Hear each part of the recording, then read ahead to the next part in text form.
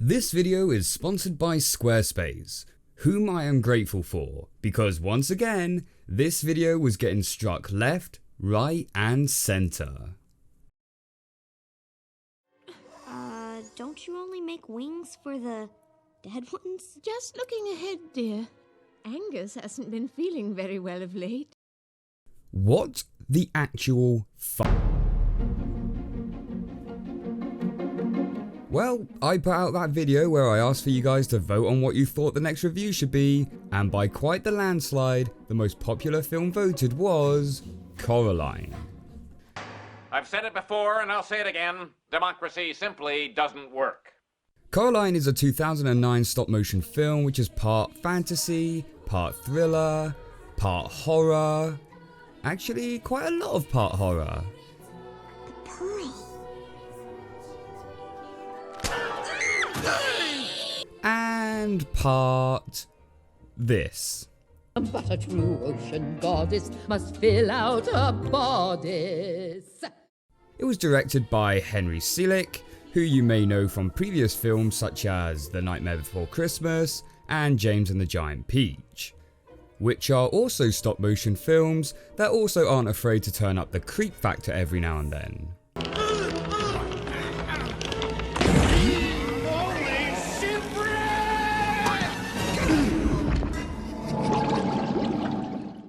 And yes, before you ask, we will be reviewing these two films at some point in the future, so stick around for that.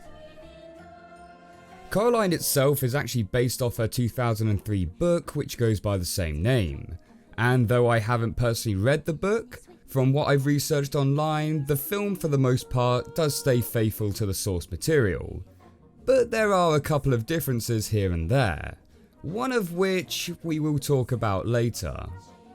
The film's basic plot has us follow a young girl named Coraline, who finds her life to be bland and uninspiring. That is until she discovers a secret doorway which leads to an alternate universe, where everything seems to be practically perfect in every way. But as the film goes on, we find out that perhaps not everything is as great as it seems, and a whole flurry of horror-inducing and mind-bleaching moments start to occur. He pulled a long face, and Mother didn't like it. No wonder you guys voted as your number one pick. But a vote is a vote, democracy is democracy, so let's take a look at Coraline. Seriously, YouTube? 480p? Stop lying about the quality of your films. You did this for 9 and now you're doing it for Coraline. Huh, that rhymes. You can't advertise something as high definition and then max it out at 480p quality once I've bought the product. Remember the really old piracy adverts that would warn you that if you pirate a movie, it would be at a reduced quality? I can't hear it. Well, how the tables have turned, as I can quite literally torrent this film right now and it would actually be in proper high definition. The film opens up and immediately fills us with uncomfortable nerves as we see a little button-eyed doll getting taken apart by some unknown person, who also seems to have needle-like hands for some reason. The whole sequence is done with no dialogue, and all we get is this eerie soundtrack playing over the top.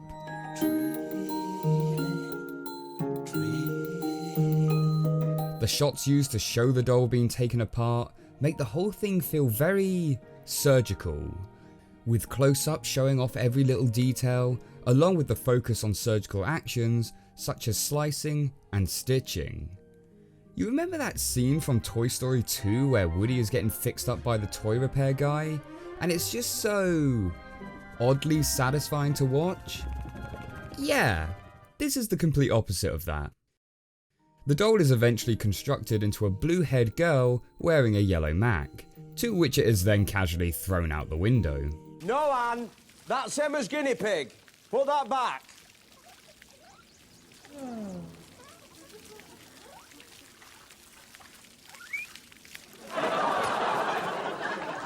We'll get you another one. The scene cuts to a pink apartment building where we see a new family moving in.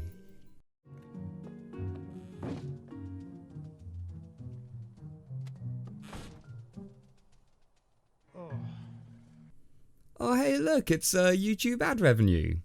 We get introduced to the main character of the film, Caroline. Coraline. Coraline leaves the house to go out exploring, trying to find an old well. Along the way, she meets the grandson of the landlady called Wyborn. Yep, Wyborn. That is actually his name. Don't worry, Professor. I was an accident too.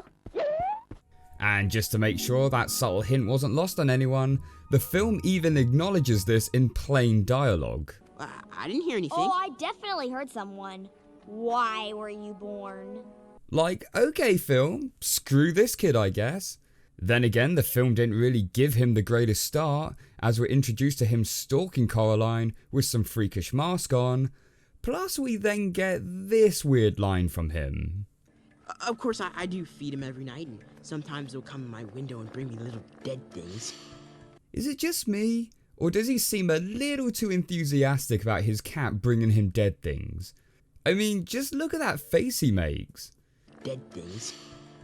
Yeah, Wyborn is definitely a serial killer in the making.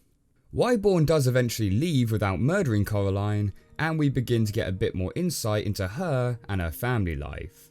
From what we gather, her parents are both writers for a plant catalogue, which is currently getting them incredibly stressed, to the point that they don't seem to have any time for Coraline. Coraline then receives a package from Wyborn, which is the same doll we saw being constructed at the start of the film, which also bears a striking similarity to Coraline. And considering Coraline has only just met this kid, who stalked her with a mask and showed a fascination for dead things, how do you think she would react to the fact that he's just given her a doll that looks exactly like her? I'm way too old for dolls. Yeah. Not being able to go outside in the rain, Coraline decides to explore the house, which actually leads to one of the most satisfying scenes in the entire film.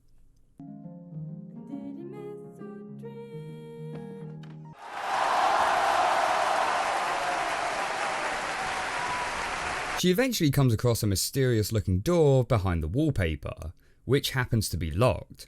But even after managing to open it, Coraline is disappointed to find that it has been boarded up with bricks.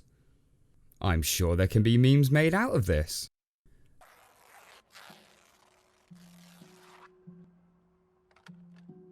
I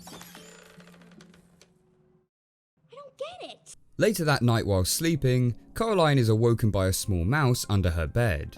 She chases after the mouse, which runs behind the mysterious door.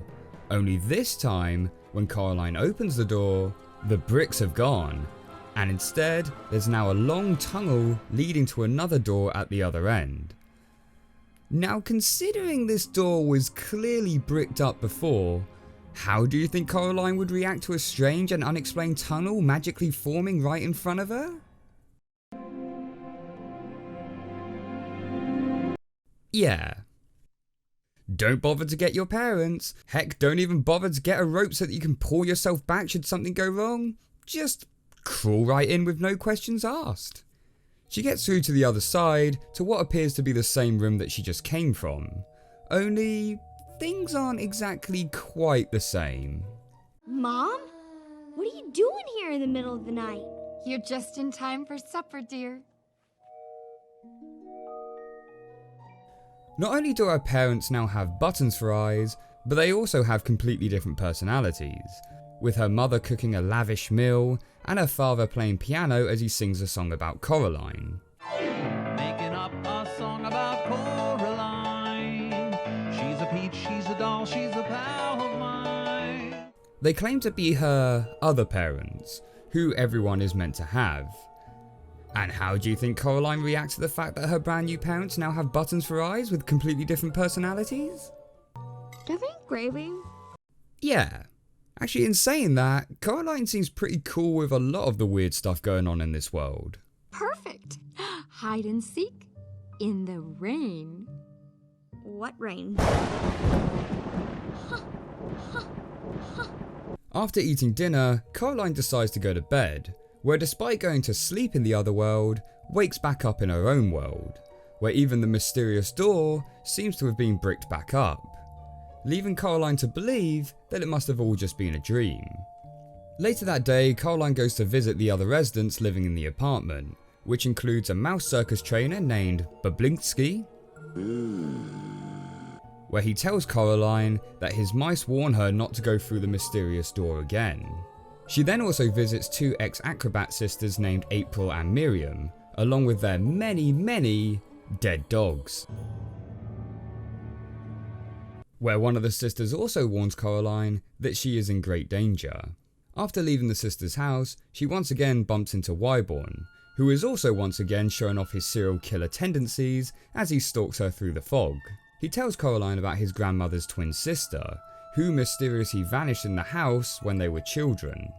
And what is Coraline's reaction to this information that a child mysteriously vanished in the same house that possesses a magic door after she was warned that she could be in great danger herself?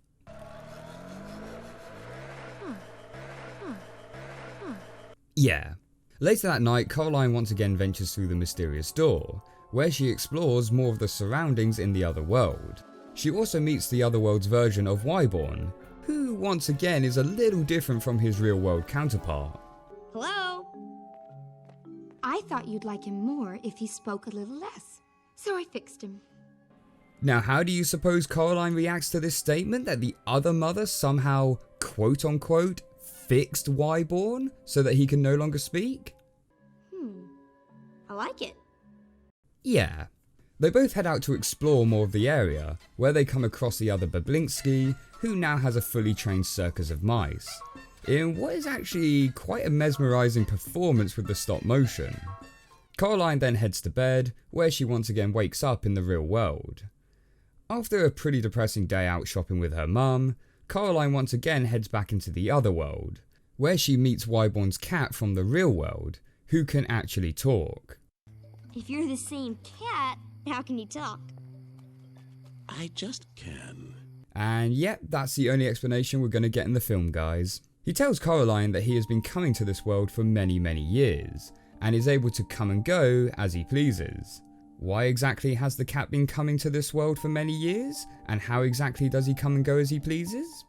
I just can. The cat warns her that this world isn't all the paradise it seems, but Coraline doesn't listen to him and heads along to see the performance of the other sisters. I wonder if it will be as mesmerising as the mice circus act we saw earlier on. But a true ocean goddess must fill out a bodice. Oh my god. Seriously, what is this film's rating again? A PG? A PG? This is not a PG. I can deal with the creepy imagery, the dead dogs, the freaky button characters, but this is just sick.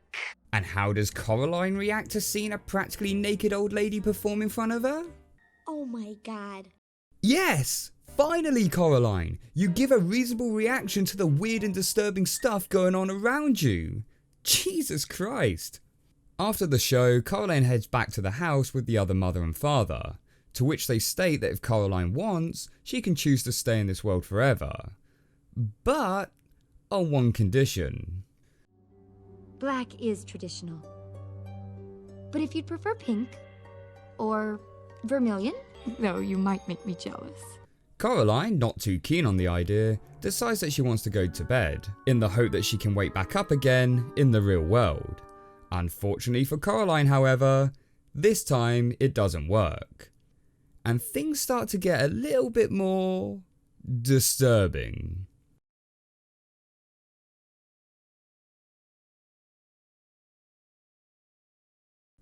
Just want to give a quick shout out to Squarespace, who are this video's sponsor. Squarespace is a platform which allows you to easily build your own website, even if, like me, you have no website building experience whatsoever.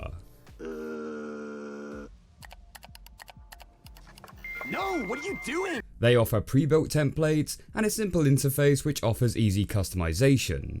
You can also import content from your Twitter and Instagram page, which is obviously great for anyone trying to build an online presence. If you'd like to give it a go and get 10% off your first website, click the link in the description below, or go to squarespace.com/SteveReviews. Thank you very much for watching, guys. Part 2 will hopefully be up next week, though it is still undergoing some copyright issues. But we will get there. We will get there. Thank you so much for your patience.